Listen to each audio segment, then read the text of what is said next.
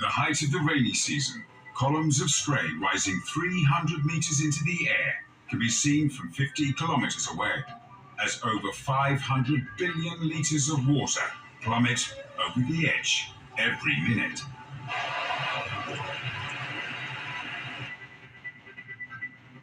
The spray drenches the surrounding area in a permanent rain-like mist. Rainbows form in the African sun, and at full moon, the light is bright enough to see a lunar rainbow, called a moonbow.